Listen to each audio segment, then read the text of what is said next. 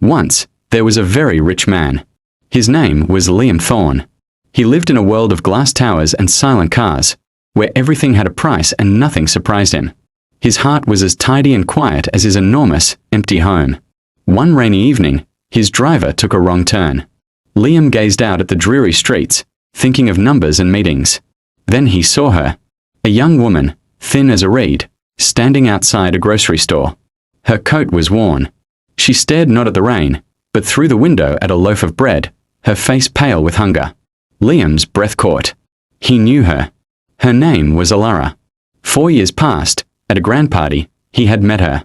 She was bright and kind, and for one night, she made him forget he was lonely. He left before dawn, leaving money for her studies, thinking that was the end of it. But that was not the end. For as he looked closer, he saw 4 small boys clinging to her skirts. They were identical, with scruffy hair and solemn eyes. They were 3 years old. 4 years. 4 boys. Before we continue, kindly subscribe, like and comment on this video to support this channel.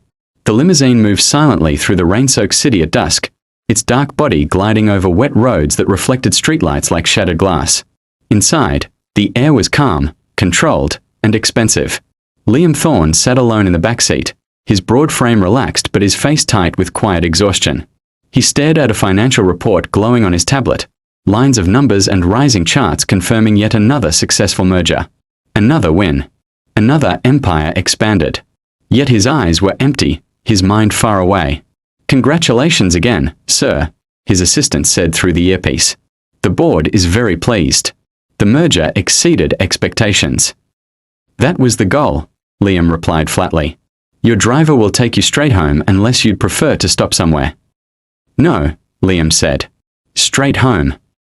He ended the call and leaned back, closing the tablet without finishing the report. Outside the tinted window, people hurried under umbrellas, couples walked close together, laughter escaped into the night air. Liam watched them with distant eyes. He owned buildings, companies, and futures, yet none of those people knew his name, and none were waiting for him. His phone buzzed again, messages from lawyers, partners, reminders of properties he barely remembered buying. He ignored them all. George, his longtime driver, glanced at him through the mirror. "Long day, sir." "They all are," Liam replied. George nodded. "Storm's getting worse." "There's always a storm," Liam said quietly. The city blurred past, glass towers and neon signs giving way to older streets. Liam rested his head against the cool window, feeling the familiar weight of silence press into his chest. His life was polished and successful, but empty. No voice waiting at home. No warmth. Just quiet rooms and expensive furniture. His thoughts drifted, unwillingly, to a memory he had buried. Soft laughter, warm eyes, a night that felt real in a life built on transactions. He frowned slightly, annoyed with himself. It was long over. It meant nothing. The limousine slowed. "Traffic ahead," George said. "I'll take a detour." "Fine," Liam replied without looking up. They turned onto a dim side street. That was when Liam's gaze lifted, drawn by something he couldn't explain.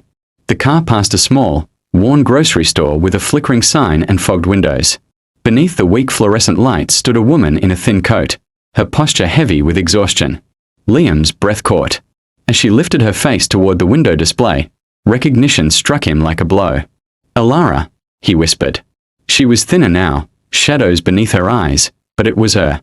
She stared into the store, not at people, but at a simple display of fruit and bread.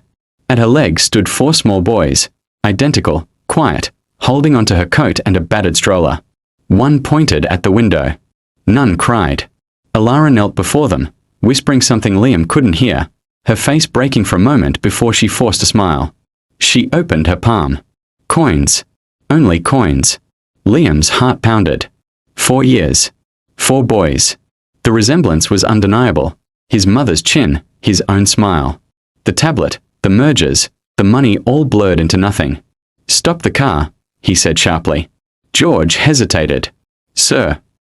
"Stop." The car halted. Liam stepped out into the rain, his expensive suit soaking through as he stared at the life he never knew he had created. George called after him, confused, but Liam didn't hear. He walked toward the woman and the children, his steps slow, his voice unsteady as he finally spoke. Alara. One tugged gently at her sleeve.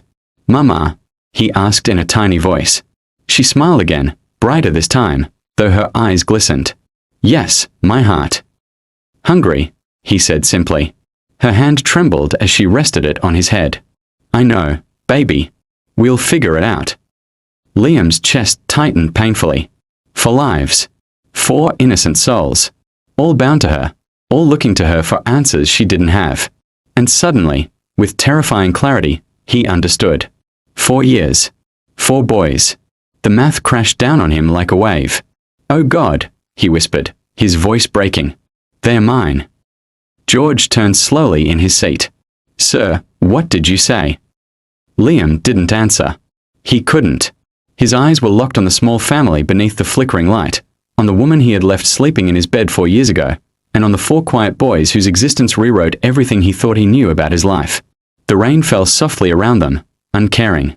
And for the first time in decades, Liam Thorne felt truly, devastatingly afraid. The shock hit Liam like a blow to the chest. It wasn't gentle. It wasn't slow. It was sharp and physical, as if the air had been punched out of his lungs. His heart slammed hard, once, twice, and for a moment he honestly thought he might fall forward in the seat. 4 years. The number echoed in his mind, loud and unforgiving. 4 years since that night. 4 years since he had walked away without looking back.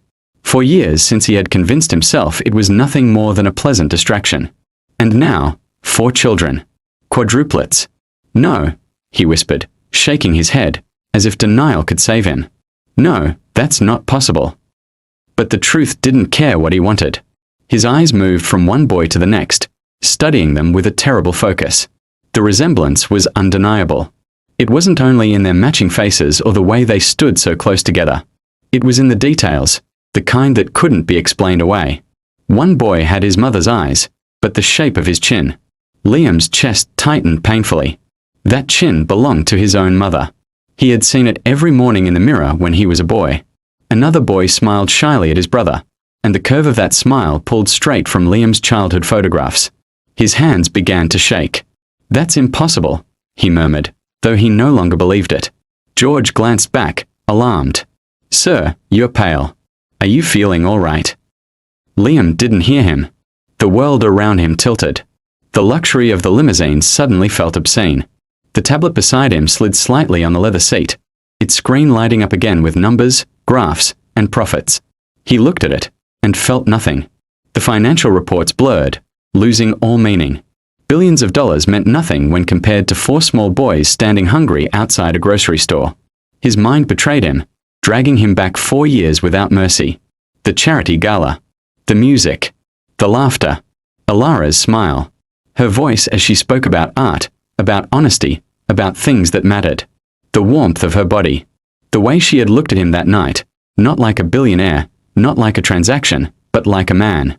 The memory, once boxed away and labeled insignificant, exploded open with horrifying clarity. He saw the morning after. Her sleeping peacefully. His phone ringing. The sudden crisis at work. His impatience. The check. The note. How small and cold it suddenly seemed. For your studies. Thank you for a lovely evening. The words burned now. Oh God, Liam whispered, his voice breaking. What have I done? George finally turned fully in his seat. Sir, should I call someone? Liam shook his head slowly. No. He swallowed hard, forcing air back into his lungs. His gaze returned to Alara. She was standing again now, one hand resting protectively on the stroller, the boys clustered close. This wasn't a coincidence. This was consequence. Without another word, Liam reached for the door handle. Sir, George began. Liam pushed the door open and stepped out into the drizzle. Cold rain hit his face immediately, soaking into his suit, but he didn't care. The world felt unreal, as if he were walking through a dream he might wake from at any moment. Sir, wait, George called after him. Do you want me to come with you? Liam shook his head without turning. No. Stay. He closed the door gently behind him and stood there for a moment, letting the rain ground him. His heart pounded in his ears as he took one step forward, then another. Each step felt heavy. What if he was wrong? What if she didn't want to see him? What if she hated him? He moved slowly, carefully, as if approaching a mirage that might vanish if he came too close. Alara was still turned away, speaking softly to the boys. Liam stopped a few feet behind her. His voice, when he finally spoke, was barely more than a breath. Alara. The sound of her name hung in the air, fragile and trembling, as the past and present collided in that single word. They talked. For an hour, then 2. He fetched her a real drink, a glass of Shiraz, and they drifted from painting to painting. He didn't talk about mergers or market shares. She asked him what he felt about the art, not what he thought it was worth. She told him about her classes, about her dream of restoring old masters' paintings, of bringing something faded back to life. She spoke with a passion that made the room and everyone in it seem like cardboard cutouts. For the first time in years, Liam Thorne wasn't thinking. He was feeling. A spark, long buried under layers of frost, began to glow. It was in the way she listened, her whole body leaning in. It was in her laugh, which felt like sunlight. It was the connection, undeniable and terrifying, that hummed in the space between them. This is going to sound incredibly forward, he found himself saying, his heart pounding like a schoolboy's. But my apartment has a view of the city that, in my biased opinion, rivals any painting in this room. And I have a much better bottle of Shiraz. Would you like to see it? She studied his face, not his suit or his watch. She saw the man behind the billionaire, just for a second. A flicker of vulnerability crossed her own features, then resolve. Yes, she said simply. I would. His penthouse was, as promised, all soaring windows and a dizzying view. But she didn't gasp at the view. She walked to the glass, placed her palm against it, and said, "It feels like you could step right into the sky." Then she turned to him, the city lights framing her like a halo. It must be very lonely up here. The truth of it stunned him silent. He didn't answer with words. He crossed the room, took the wine glass from her hand, and set it down. He cupped her face, his thumbs brushing her cheeks, giving her every chance to pull away. She didn't. What followed was not a calculated seduction. It was an unleashing. A night where time and title ceased to exist. It was passion, yes, fierce and consuming, but it was also tenderness of a kind he'd forgotten he could possess. Whispered conversations in the dark, secrets shared without fear of weaponization, laughter that tangled with sighs. She fell asleep in his arms, her head on his chest, her breath warm against his skin. He lay awake for a long time, watching her sleep, a strange, peaceful fullness in his chest he couldn't name. This, he thought drowsily. This is what's been missing. The blaring of his phone shattered the pre-dawn peace. It was Sterling, voice razor-sharp with panic. Liam. The Singapore deal. It's imploding. The regulators just moved. We have a 2-hour window to fly there and fix this or we lose 9 figures. The jet is fueling now. Corporate adrenaline, cold and familiar, flushed the warmth from his veins. He slipped from the bed, Alara murmuring in her sleep but not waking. In the grey light, he moved with silent efficiency, shower, suit, the armor clicking back into place. He paused by the bed. She looked so peaceful, so trusting. A part of him, the part that had felt full just hours before, screamed at him to wake her, to explain, to promise to call. But the louder part, the CEO, calculated. It had been one night. A beautiful, unexpected night. She was a student. She had dreams. He could be practical. He could be helpful. At his desk, he scrawled a check with an amount that would cover a year's tuition and more. On a sheet of his thick, monogrammed stationery, he wrote with his efficient, sharp pen, "For your studies. Thank you for a lovely evening."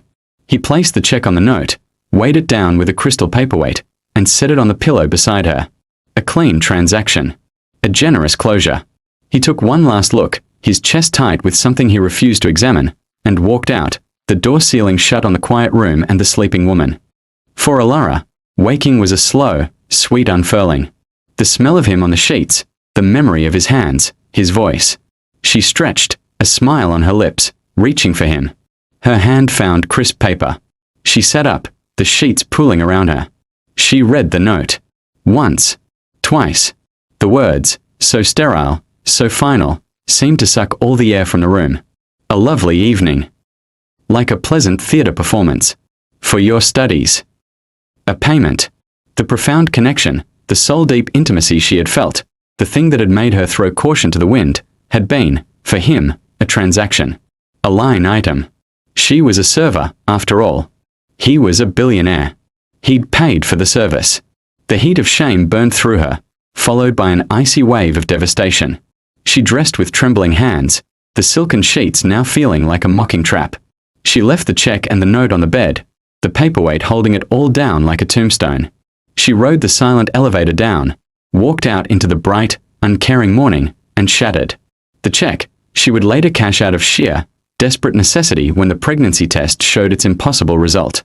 But the note? She burned it in her mind 1,000 times. Its coldness became the wall she built around her heart, the proof that the beautiful thing she'd felt had never been real at all. It was the first wound, the one that made all the wounds to come hurt so much more. On this day, the limousine slowed without warning, the smooth motion breaking just enough for Liam to notice. He lifted his head from the window, his thoughts still tangled in numbers and distant memories, and looked forward. "What's going on?" he asked. George eased his foot off the accelerator and checked the mirrors. "Traffic up ahead, sir. Looks like an accident on the main road. Police have blocked 2 lanes." Liam glanced at his watch, then at the darkening sky outside. "How long?" "Hard to say," George replied. "Could be 30 minutes. Maybe more." Liam exhaled slowly. He hated delays. His life was built on schedules, on control. "Is there another route?" "Yes, sir," George said quickly. "There's a side street we can take. Not the best area, but it'll save time." Liam gave a short nod. "Do it." The limousine turned off the wide, brightly lit avenue and moved into a narrower road. The change was immediate. The buildings grew shorter, older. Streetlights flickered instead of glowing steadily. The sidewalks were uneven, patched and cracked, and the shops looked tired, as if they had been standing there for too long without being noticed. Liam barely reacted at first. He had passed through places like this before, usually without looking. His world existed far above these streets, in glass towers and private elevators. Still, something about the quiet here made him uneasy. George cleared his throat. "Don't usually come this way," he said, as if apologizing. "It's fine," Liam replied, though he wasn't sure why he felt the need to reassure the driver. The rain had slowed to a light drizzle, leaving the air cold and damp. Liam stared out the window, his reflection faintly visible against the passing street. He wasn't looking for anything. His eyes moved without purpose, skimming over closed shops, faded signs, and people walking quickly with their heads down. Then the car passed a small grocery store. It was old and narrow, squeezed between 2 worn buildings. Its sign buzzed weakly, one letter barely lit. The windows were fogged, and the light inside flickered as if unsure whether to stay on. A few crates sat outside, empty and broken. Liam's gaze lingered longer than he intended. He frowned slightly. "Slow down," he said. George glanced at him through the mirror. "Sir." "Just slow down a bit." The limousine eased forward. Liam didn't know why he was looking. He had no reason to care. This neighborhood wasn't part of his world. He would never shop here, never walk these streets. And yet, something pulled at him, a quiet unease he couldn't explain. "Strange place for a store," George muttered. "Surprised it's still open." Liam didn't respond. His eyes moved to the front of the store, where a single fluorescent light buzzed above the entrance, casting a pale glow on the sidewalk below. That was when he saw her. She stood beneath the light, half-shadowed, her coat thin against the cold. At first, she was just another figure in the evening. But as the limousine drew closer, Liam felt something tighten in his chest. He leaned forward. "George," he said quietly. "Stop talking." The driver fell silent, confused. The woman was staring into the grocery store window, her face pressed close to the glass. She wasn't looking at people inside or at the cashier. Her eyes were fixed on a small display of food, bread stacked neatly, fruit arranged with care. Liam's heart began to beat faster. He couldn't see her face clearly yet, but there was something familiar in the way she stood, in the slope of her shoulders, in the stillness of her body. "This traffic better be worth it," George said under his breath. Liam didn't hear him. As the car rolled past the store, the light caught her face, and recognition struck him hard. His breath caught. His hand tightened against the leather seat. "No," he whispered, so softly it barely left his lips. George glanced back. "Sir." Liam didn't answer. The limousine continued forward, but Liam's eyes were locked on the figure outside, his mind racing, his heart pounding as the past, long buried, began to stir. "George," he said suddenly, his voice low and sharp. "How far is the next place to turn around?" George hesitated. "Just ahead." "Why?" Liam swallowed. "Because I think I just saw a ghost." There was a pause. The only sound was the dull hum of the diner and the occasional scrape of a chair as a late customer passed by. Liam stared at her, at the weary strength etched into her face, at the way her small hands rested protectively on the table as if it were a shield. He could hardly speak. I'm so sorry. I didn't. I never knew." She looked up at him, her eyes steady, unwavering. "You did know, Liam. In your own way, you did. But you left. You left me to survive alone. And I did. Every day." The quiet in the diner pressed in around them. Liam felt the weight of years, the magnitude of his absence, and the enormity of what had been born that night. The 4 little boys who had never known him, who had grown in a world that had no space for mistakes. And he felt the first stirrings of something he hadn't allowed himself in a long time. Guilt, yes, but also the urgent, desperate need to make it right. Alara returned to counting the coins in her palm, a habit, a ritual of control over chaos. Liam sat back numb, staring at the woman who had survived everything he had failed to see.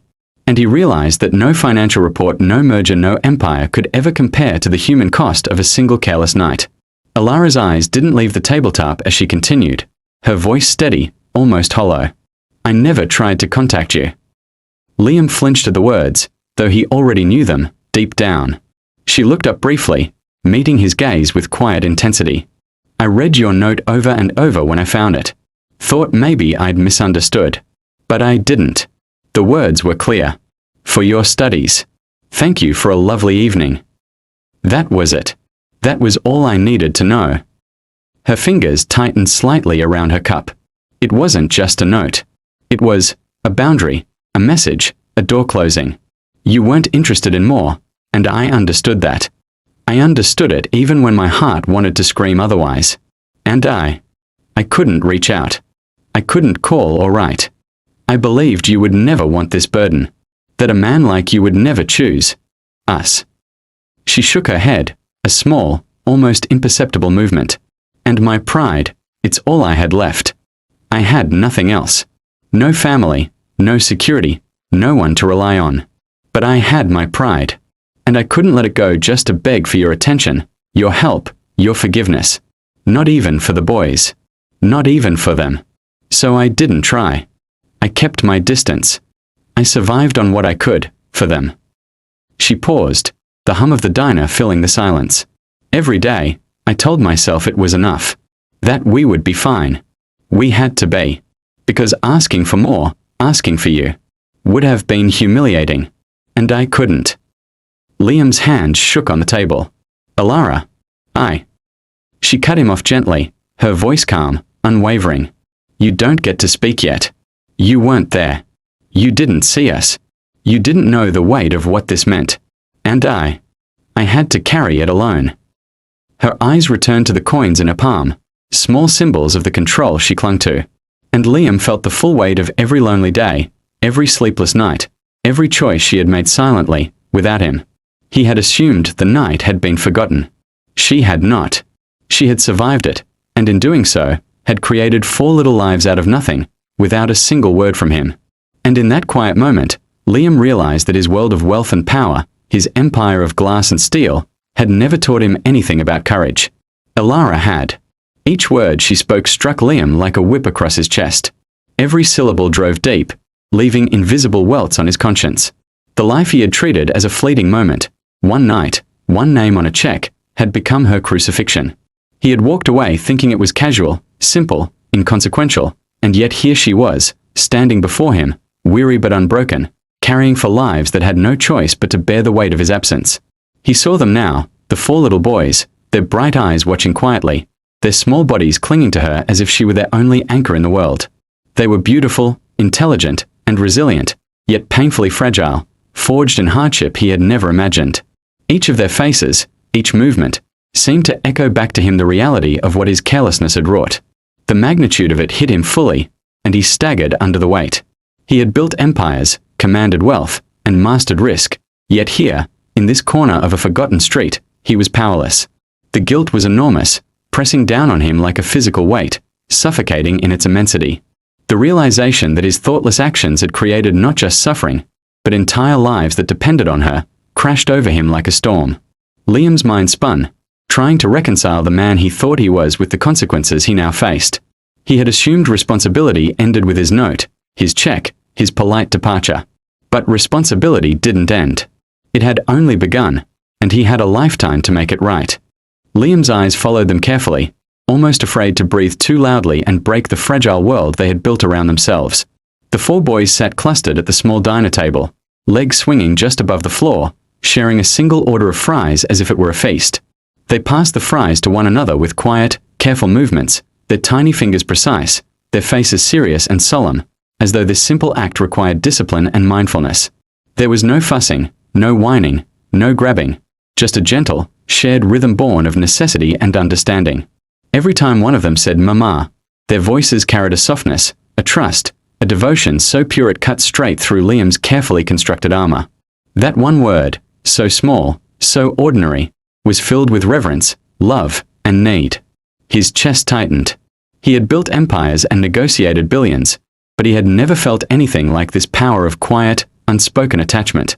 Then Finn, the most observant of the four, lifted a single fry from the plate. His bright eyes met Liam's with a hesitancy that spoke of caution and curiosity all at once.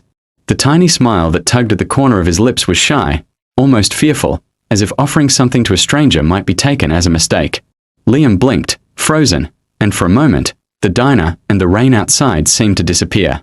The boy's small gesture, so simple, so human, pierced through his guilt and his fear, opening a space in his heart he hadn't known existed.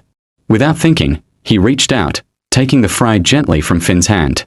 "Thank you," Liam murmured softly, his voice barely audible. Finn nodded, satisfied, and returned to sharing the fries with his brothers. But that small act of connection lingered in Liam's mind. It was the first thread weaving him into their lives, delicate and hesitant, but real. And for the first time in 4 years, he understood that he wanted to be part of this quiet, fractured family, even if they didn't yet know it. Liam straightened in his seat, the weight of the past hours pressing on him, and felt something shift inside, a clarity that no contract, no boardroom strategy, no empire of numbers could provide. This was not about business. There were no spreadsheets to consult, no advisors to brief him, no profit margins to consider. This was about righting a wrong, about stepping into the consequences he had ignored for far too long. He looked at Alara, at the four small, wary faces clustered around her, at the quiet dignity in their movements, and his chest ached with a fierce, protective urgency. He had left them, unknowingly, to struggle alone. And now he could do something. Not everything, he knew that, but something. He could begin. He leaned forward slightly, his hands resting on the table, and his voice carried a firmness that startled even him. There was no negotiation in it, no hint that he was leaving the choice to her entirely, but beneath that firmness was a raw, human plea, one he could not disguise. "You and the boys are coming home with me. Tonight." His words hung in the air, simple, declarative, unyielding. "Just, let me fix this. Please." Alara's eyes widened. She opened her mouth, then closed it again, words caught somewhere between disbelief and fear. Liam didn't retreat. He held her gaze, letting her see every ounce of sincerity, every shadow of remorse, every flicker of hope that he was offering not as a favor, but as a promise. "I can't undo the past," he said softly, his voice dropping to a tremulous whisper. "But I can be here now. For you. For them. Let me try. That's all I ask." For a long moment, silence stretched between them. The hum of the diner, the distant sounds of the city, the soft patter of rain outside, all of it faded beneath the gravity of his words. He wasn't offering money, or comfort, or a temporary solution. He was offering presence. He was offering himself. And in that moment Liam Thorne, the man who had controlled empires, realized that the most important decision of his life was not in any boardroom. It was here across from the woman and the children he had long failed to see. Alara's eyes flashed with a fierce, almost primal determination. She sat back slightly, pulling the boys closer to her, as if the physical act could ward off the very idea of accepting help. Her hands rested protectively on their small bodies, fingers clutching the fabric of their coats, the edges of their shirts. "No," she said firmly, her voice low but unwavering. We don't need your money, your mansion, your empire. We are not a charity case." Liam's shoulders tensed. "Alara, it's not charity. I'm not offering that. I'm offering—" "I don't care," she interrupted sharply, her voice rising slightly. She drew a quick, deep breath and lowered it again. "We survive on what we have, on what we earn, on what I can do. That's the life we've known, and we've made it work. Don't try to fix what hasn't broken for us. Don't try to buy us with your wealth or your apologies." Her words were fiery, almost defiant, but Liam noticed the tremor in her hands, the faint quiver in her voice, the way her eyes darted down to the boys as if seeking reassurance in their presence. And that's when she saw it, the hole in Leo's small, scuffed shoe. She had patched it once, the best she could, but it hadn't lasted. She looked at Kai, shivering slightly in a jacket far too thin for the evening chill, and her chest tightened. And Noah, the quiet one, gently wiping the crumbs and smudges from his younger brother's face, showing a patience and tenderness beyond his years. The fight, the defiance, the stubborn pride, it drained from her, little by little, until she felt herself exposed to the truth she had been avoiding. This wasn't about her. It had never been about her. It was about them. Her children. 4 small lives she was trying to protect, shield, and sustain with every ounce of strength she had left. Her hands loosened their grip slightly, resting instead on the table, her fingers brushing against the backs of the boys. A single tear escaped, sliding slowly down her cheek. It was the first one she allowed herself, the first one in years that wasn't swallowed, ignored, or hidden behind courage. "For them," she whispered, voice barely audible, choked with emotion. She swallowed hard, her pride trembling like fragile glass in her chest. "Only for them." Liam leaned forward slightly, his own voice soft but firm, tinged with relief and hope. "That's all I ask. Just for them. Let me do this for them." Alara looked down at her sons again. Leo was fidgeting slightly, unaware of the gravity of the moment. Kai was tugging lightly at her sleeve, and Noah's small hand rested protectively on his brother's arm. Her heart clenched, and the wall she had built around herself began to crumble. Her nod was slow, deliberate. One small gesture, but monumental. It was not surrender to him, not yet. It was surrender to the needs of her children. Her breath trembled, and she allowed herself the smallest, most fragile smile. "For them," she repeated, this time with a steadier voice, a quiet acceptance that finally admitted the truth she had been denying.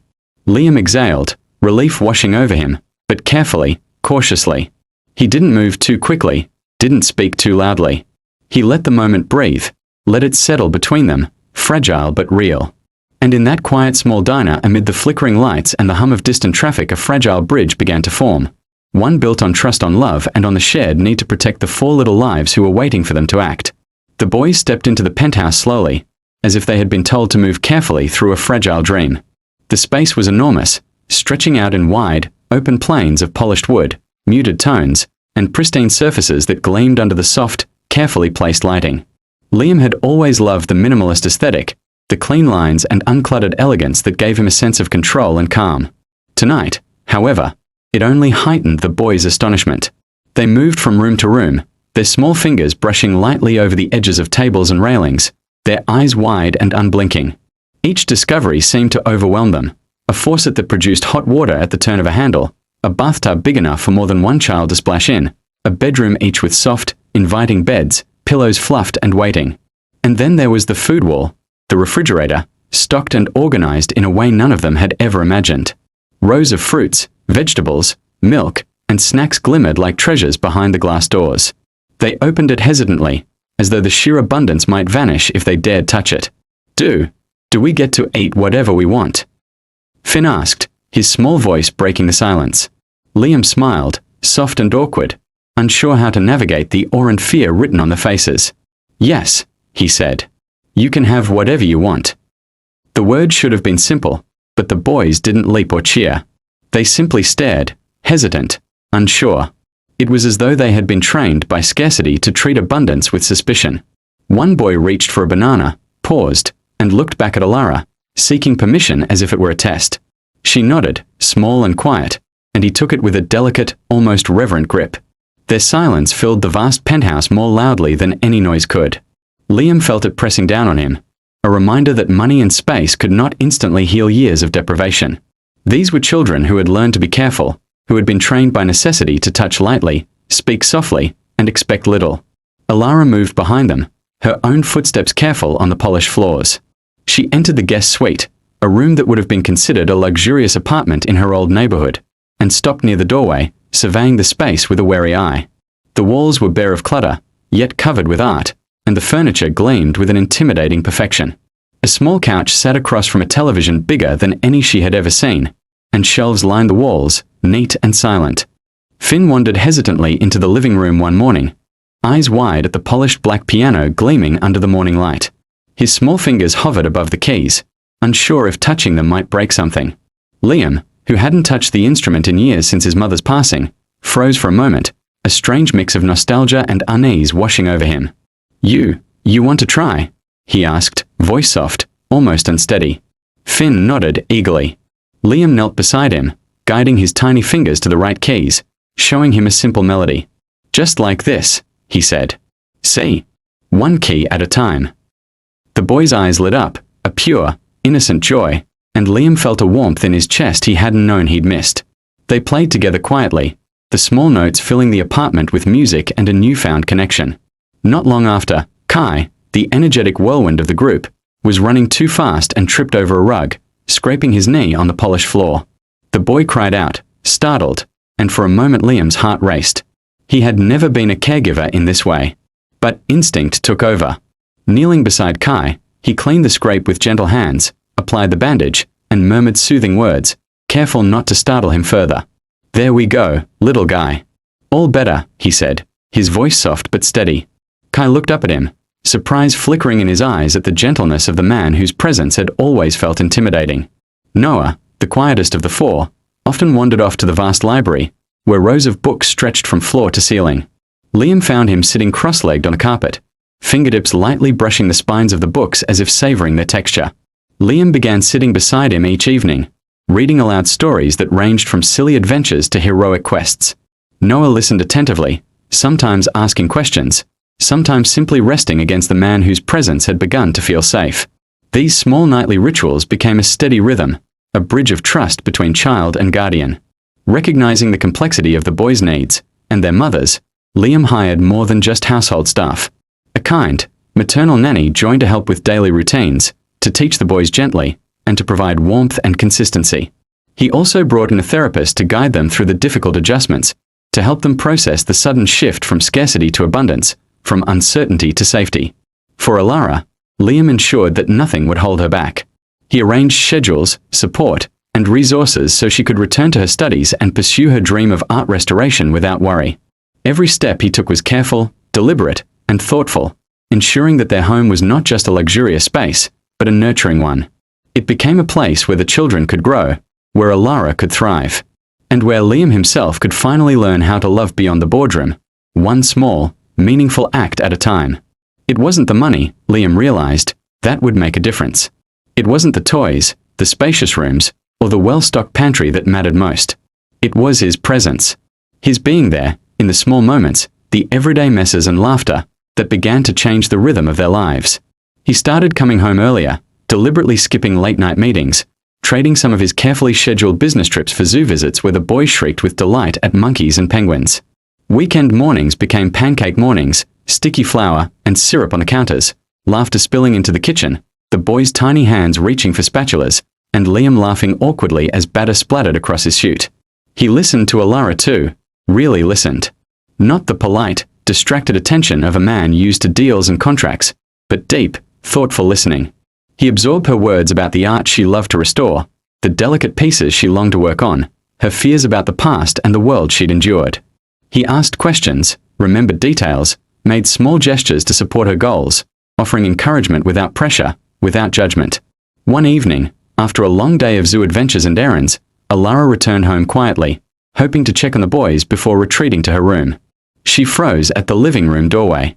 Liam lay sprawled on the couch, exhausted, his suit rumpled, his hair falling across his forehead. Around him, four tiny bodies slept in a perfect, chaotic tableau. One boy curled against his chest, the others draped over each armrest, and the fourth tucked along his side. Their breaths were even, their small hands resting against him, trusting, unafraid. Alara's heart constricted in a way she hadn't anticipated. This man, the distant, unfeeling billionaire she had once thought she could never trust, was here, in the quiet of the evening, surrounded by children he had barely known a month ago. He was tired, yes, but present, and in that presence was a tenderness she hadn't believed possible. She stepped forward softly, retrieved a blanket from the nearby armchair, and gently covered them all, careful not to disturb their sleep. Her hand lingered briefly on Liam's hair, brushing it back instinctively, and she felt an ache in her chest she couldn't name. He was no longer the untouchable figure she had once imagined. He was human, vulnerable, and entirely devoted. He was failing in the most beautiful way, failing to keep his heart guarded, failing to resist the love that had sprung for these children. And for the first time, she allowed herself to see him as he truly was, a man transformed by presence, by patience, and by the quiet power of showing up every single day. Months slipped by almost unnoticed, each day layering small changes over the last. The penthouse, once quiet and precise, began to hum with life. Tiny footsteps pounded along the polished floors, toys littered corners, and laughter echoed through rooms that had previously only carried the soft hum of appliances. The boys thrived in ways Liam had never imagined. Leo ran from room to room. Finn built towers with blocks taller than his own head. Kai tumbled across the rugs with endless energy, and Noah sat quietly reading books or organizing the shelves, occasionally glancing up with a small smile at the chaos around him. Liam watched them with growing amazement. He had once thought he knew responsibility, discipline, even care. But these children taught him something different: patience, joy, and humility. Each day he rose early to help prepare breakfast, take them to school, or simply play in the living room. He felt a tether forming between them that no amount of money could create.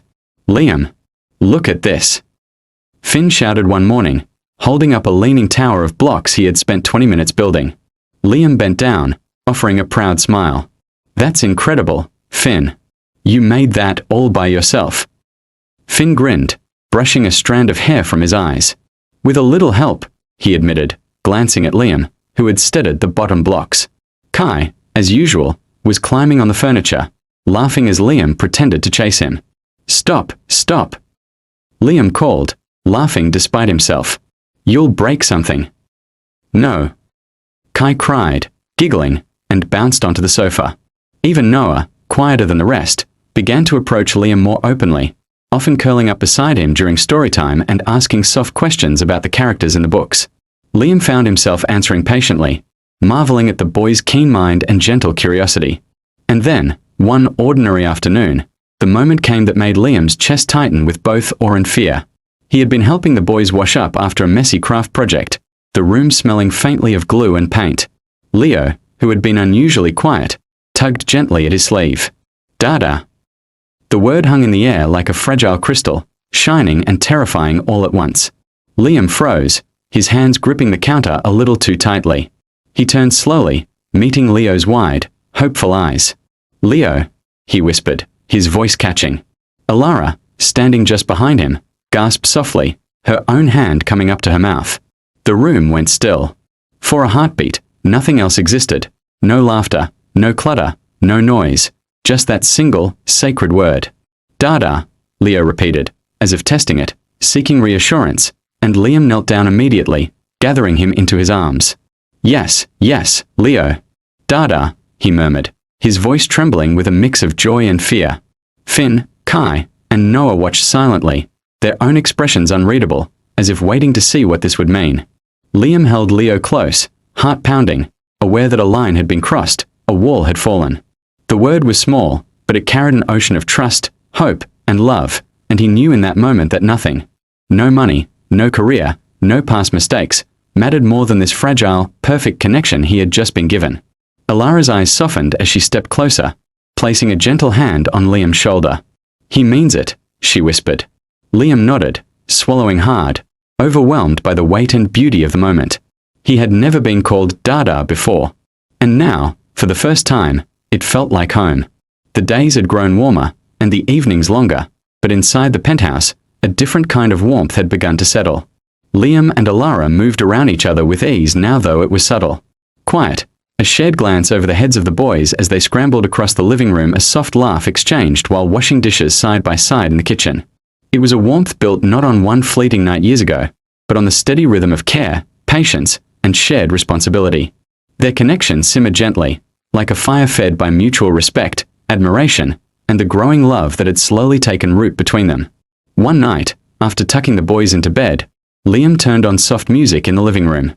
The apartment was quiet, save for the occasional creak of the floor and the distant hum of the city outside. Alara leaned against the doorway, hesitant, unsure, and yet drawn by the familiar presence of the man who had once been a stranger. Liam stepped closer, holding out his hand, a tentative invitation. "Dance with me," he asked softly, almost shyly. She hesitated, then allowed herself a small nod. Their movements were slow and unpracticed, swaying gently in the empty living room. It wasn't a perfect dance. It was awkward, stumbling at times, but it was theirs. Liam's hand rested lightly on her back, and Alara's on his shoulder, and in that simple touch, in the quiet rhythm of the moment, something profound passed between them. When their faces drew close, he pressed a gentle, lingering kiss to her lips, tender and healing, a promise of a future rather than a shadow of the past. Yet even as their hearts opened, Alara's past trauma lingered, whispering doubts in the quiet corners of her mind. She wondered, often in the stillness of the night, if Liam's love for them was truly for who they were, or if it was simply guilt, a need to make up for years of absence. Her pride, her fear, and the protective instinct that had kept her going for 4 long years surged forward with renewed force. She felt like an intruder. Every polished surface felt like a judgment, every unbroken line of the room a reminder of how far removed this world was from the one she had lived in for the past 4 years. She clenched her hands lightly, not wanting to show fear, not wanting to seem weak, and she maintained a careful distance from Liam. He stood in the hallway, watching the boys explore, unaware that she was struggling just as much with this new reality. They're scared," she whispered under her breath, though Liam could hear her. "They've never had this," he said quietly, coming closer. "They don't know it's safe."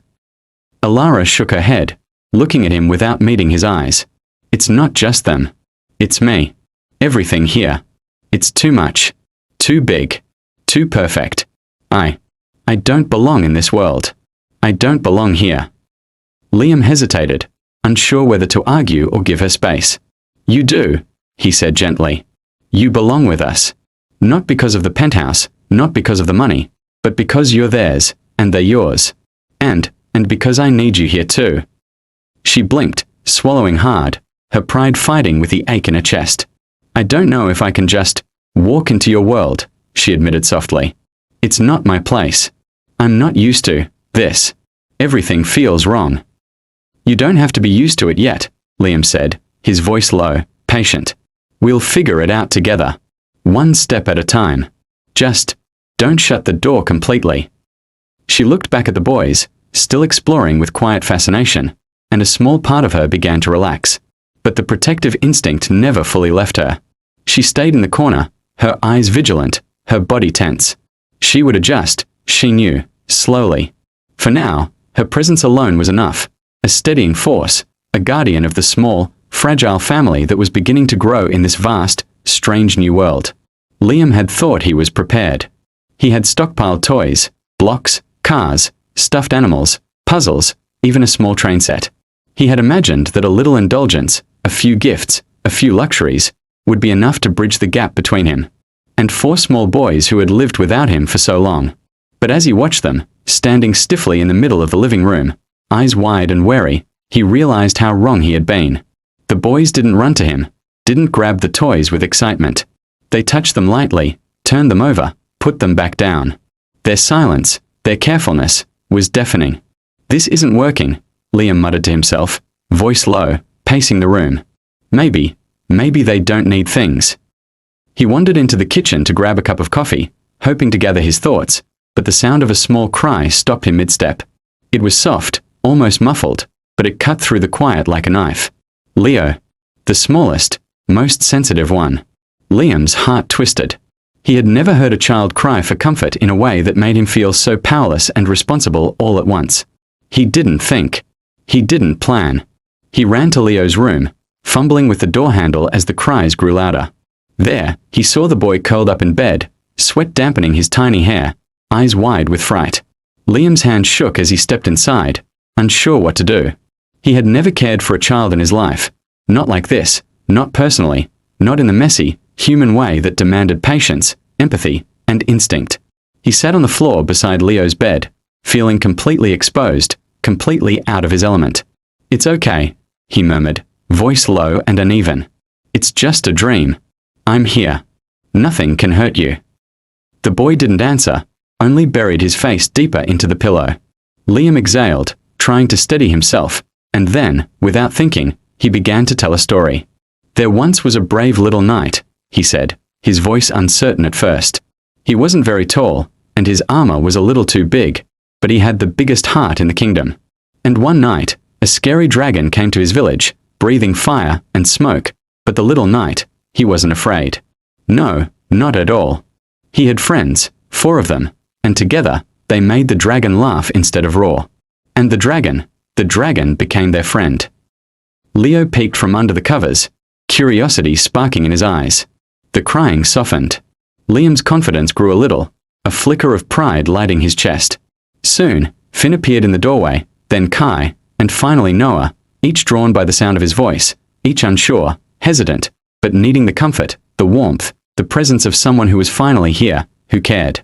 They gathered around him slowly, sitting on the plush carpet, wide-eyed but attentive. Liam continued the story, improvising, stumbling over words, laughing quietly at the ridiculous antics of the brave little knight. The room filled with quiet giggles, soft murmurs, and the occasional whisper of "again" or "tell me more." Liam had no script, no plan, only the raw instinct to soothe, to connect, to be there. And bit by bit, he felt it, an invisible thread forming between him and the boys. Alara stood in the doorway, hands folded in front of her, her breath caught somewhere between awe and disbelief. She watched quietly, unwilling to interrupt, unwilling to break the fragile trust forming in front of her eyes. Her heart softened fraction by fraction, watching this man who had once seemed so distant and untouchable, now sprawled on the floor, telling silly stories, his face alive with effort, warmth, and humanity. By the end of the night, Leo's cries were gone. Finn leaned against Liam's shoulder, eyes half closed. Kai had curled up beside him, and Noah rested his small head gently on the carpet, eyelids drooping. The brave little knight had saved them all, it seemed, but it was Liam, wholly unprepared and wholly present, who had done it. Alara allowed herself a small smile, barely perceptible, but it was there, a quiet acknowledgement that perhaps, just perhaps, this man could be part of their lives, not through money, not through gifts, but through the one thing that mattered most, presence. Her doubts deepened when, a few days later, she accidentally overheard one of Liam's business associates at a dinner party. The man's words were light, casual, but cutting. "Ready-made families, huh? He's got gold diggers lining up, I'd say." The laughter that followed felt like a knife against her chest. That night, Alara lay awake, listening to the soft breathing of the boys in their beds, and the fear clamped tight around her heart. She could not allow herself, or them, to be hurt again. With trembling hands, she packed a small bag, precise and quiet, trying not to wake anyone. Each folded shirt, each carefully rolled pair of socks, felt like a small act of protection. She whispered to herself, "I'm saving them. I'm saving us." By the time the first light of dawn began to creep through the curtains, her bag was packed, her resolve set.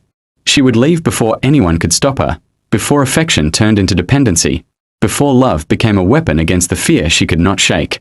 For her, running away wasn't cowardice, it was courage. It was survival. And yet, somewhere deep inside, a small, fragile part of her still wondered if love might somehow find a way to reach her, even through the walls she had built. He found her just as she reached the door, her small bag resting by her feet, her hand trembling on the handle. The early morning light spilled into the room, pale and quiet, catching the fear in her eyes. For a moment, neither of them spoke. Then Liam moved, fast and unsteady, as if the ground beneath him might give way if he hesitated even a second. "Alara," he said, his voice rough. "Please, don't go." This was not the man who ruled boardrooms or silenced rooms with a glance. This was not the billionaire who negotiated billion-dollar deals without blinking. This was a man stripped bare, standing on the edge of losing the only thing that had ever truly mattered to him. Before she could speak, before she could turn away, he dropped to his knees in front of her. The sound was soft, but the meaning thundered through the room. "Don't go," he said again, his voice breaking. "Please." Alara gasped, stepping back instinctively. "Liam, don't do this," she whispered. "You don't have to." "I do," he interrupted. looking up at her with eyes full of fear and truth. I have to. Because if you walk out that door, I lose everything. She stood frozen as he spoke, the words pouring out of him like something long buried and finally freed. He told her about the loneliness he had carried for as long as he could remember, how success had filled his days but never his heart. He told her how that single night with her, years ago, had been the last time he felt human, not powerful or important, just real. And how meeting his sons, had shattered a void he had tried to fill with money, work, and ambition. I spent billions trying to ignore how empty I was, he said softly. And then they walked into my life and filled it without trying. They are not a mistake. They are not a burden. His voice trembled. They are not a consequence, Alara. They are my miracle. Tears welled in her eyes, but she stayed silent, afraid that if she spoke, she would fall apart. And you, he continued, swallowing hard. You are not just their mother to me. You are the brave, incredible woman I fell in love with 4 years ago and was too blind, too afraid, to see clearly. I am falling in love with you all over again, every single day. He reached into his pocket with shaking hands and pulled out small velvet boxes. Not a ring. 4 delicate pendants lay in his palm, each engraved with a tiny initial and birthstone. Then he opened the final box, revealing a simple, elegant necklace that caught the morning light. This is not a transaction, he said quietly. It never was. This is a promise. A promise to show up every day. To protect them. To love them. To earn you. To earn all of you. He looked up at her, eyes shining. A promise to spend my life proving I am worthy of you, of them, of us. Alara dropped her bag. It hit the floor softly, forgotten. Her knees weakened as she sank down in front of him, hands covering her mouth as the tears finally fell. For the first time in years, she allowed herself to believe that love could be steady, that it could stay, that it didn't have to hurt to be real. In that quiet moment, with the city waking around them and 4 little boys sleeping down the hall, something irrevocable changed. This was no longer about guilt or redemption. It was about choice. And love, chosen bravely, was standing right in front of her. Alara looked into Liam's eyes and saw something she had never seen before in anyone. Not pity, not guilt, not obligation, but raw truth. His love was there, open and unguarded. His fear was there too, but so was his resolve. This was not a man trying to fix a mistake. This was a man choosing a family, choosing her, choosing 4 little boys every single day. Her heart, tired from years of fighting alone, finally loosened its grip on fear. She reached out slowly and touched his face, grounding herself in the reality of him. I believe you, she whispered. I see you. Her voice trembled, but her choice did not. I can't promise marriage yet, she said honestly. But I can promise this. She placed his hand over her heart. I'm saying yes to the promise. Yes to the family. Yes to us. Liam closed his eyes, a quiet breath escaping him, as if he had been holding it for years. He nodded, reverent, grateful, and pulled her gently into his arms. For the first time, the future did not feel frightening. It felt possible. Weeks later, he asked again, but not with grandeur or flashing cameras. He planned a family adventure instead. The botanical gardens were alive with color that morning, sunlight filtering through tall glass ceilings, flowers blooming in every shade imaginable. The boys ran ahead, laughing, their small voices echoing among the plants, while Alara walked beside Liam, unaware of what he had carefully arranged. They reached a secluded greenhouse, warm and quiet, filled with soft petals and the scent of fresh earth. The boys suddenly stopped and turned toward her, their faces glowing with excitement. Each one stepped forward, clutching a single rose. Finn spoke first, nervous but proud. Will you? Leo continued, smiling shyly. Make us. Kai added, bouncing on his heels. A real family. Noah finished softly, looking straight into her eyes. Forever. Alara's breath caught as tears filled her eyes. Before she could answer, Liam stepped forward. He held out a simple ring, crafted from intertwined platinum and rose gold, elegant and unpretentious, just like the life they had built together. He knelt, not in desperation this time, but in hope. Alara, my love, he said, voice steady and full. Will you let me be their father, officially, and your husband, endlessly? The greenhouse seemed to hold its breath as Alara looked at the boys, then at the man who had chosen presence over power, love over fear. She smiled through her tears and nodded. Yes, she said softly. Yes, to all of it. The boys cheered, wrapping themselves around her legs, and Liam rose, slipping the ring onto her finger with trembling hands. In that moment, surrounded by growing things and second chances, they were no longer broken pieces trying to survive. They were a family, chosen, healed, and finally home. The wedding was quiet but filled with sunlight, laughter, and the gentle rustle of leaves in the garden of their new home. It wasn't a grand estate affair with flashing cameras or endless guests. It was warm, intimate, and alive with the people who mattered most. The boys, dressed in tiny suits that matched Liam's, strutted proudly as ring-bearers and mini-groomsmen, their faces alight with excitement and importance. Finn carried the rings carefully on a small velvet pillow, Leo adjusted his little bow tie nervously, Kai bounced with barely contained energy, and Noah walked steadily, eyes serious but glowing with pride. Alara looked stunning, simple yet radiant, holding a bouquet of wildflowers that smelled faintly of lavender and sun. Liam stood opposite her, calm but with eyes that sparkled with emotion, hands slightly trembling as he held hers. As they exchanged vows, their words reached beyond just the two of them. I promise to love you, Liam said, his voice steady, and to always be here, not just for you, but for these 4 boys. I will protect you, cherish you, and never let you feel alone. Alara's voice shook slightly, but she spoke with certainty. I promise to love you, Liam, and to care for our family with all that I have. I will teach them, guide them, and stand beside them always. I will not just love you, I will love all of you, together. The boys beamed, eyes shining as their parents looked at them and made promises that were no longer just words, but a living, breathing truth in their home. The garden seemed to hum with life, every petal, every leaf, every ray of sunlight celebrating the moment of belonging and love. A year later, life had settled into a beautiful rhythm. Alara, radiant and confident, worked in her small art restoration studio, bringing life back to delicate canvases and treasures with the same care she now gave to her family. Liam, softer and happier than he had ever been, attended a parent-teacher conference for 4 thriving kindergartners. He listened attentively to each teacher, occasionally glancing at the boys as they laughed quietly or raised their hands to answer questions. The weight of the world he had once carried seemed lighter now, replaced by the joy of being present, of loving, and being loved. The home was no longer a penthouse filled with pristine, sterile surfaces. It was alive, walls lined with books and art, toys scattered in sunny corners, laughter echoing through the halls. And in the living room, the family often piled together on the couch, Liam pretending to be defeated as the boys clambered over him, Alara joining in with a laugh that made the house feel like a haven. In this life, they had found what truly mattered: love, presence, and the unshakable bonds of a family built not just by chance, but by choice. The living room was alive with warmth and chaos, a far cry from the sterile, polished penthouse Liam had once called home. Sunlight streamed through wide windows, falling across walls lined with colorful paintings, shelves stacked with books, and scattered toys that told the story of a household fully lived in.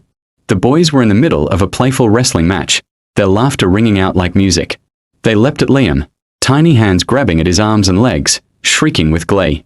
He fell back onto the couch, throwing his hands up in mock surrender. One by one, the boys piled on top of him, giggling uncontrollably as he pretended to groan and squirm beneath their weight. Alara stood a few steps away, her eyes warm and glistening. She laughed softly at the sight, the pure joy of her children and the man who had become their anchor filling her chest. Slowly, she joined them, curling into the pile of warmth, hands brushing against Liam's back and the boy's tousled hair. The room was full of sounds, laughter, soft thuds, tiny squeals of delight, and in that moment, the past and its pain felt far away. This was now, this was real, and it was beautiful. The camera of memory, or perhaps imagination, would linger on the mantel above the fireplace. There, a framed family portrait smiled back, Liam, Alara, and the 4 boys, arms wrapped around each other, captured in a single heartbeat of togetherness. Beside the frame sat the old, worn-out coin purse Alara had clutched that night outside the grocery store. Once a symbol of hardship and fear, it now rested as a sacred relic of the journey they had endured. It told the story of love built not from wealth or convenience, but from courage, resilience, and the choices that led them here. And as the room buzzed with life, the truth settled gently over them. The most precious fortunes are not found in banks, vaults, or accounts. They are found in the unexpected gifts we are given, in the bonds we nurture, and in the love we choose to build around them. In that laughter, in those piled-up bodies, and in the quiet presence of each other, they had found their greatest treasure, a family.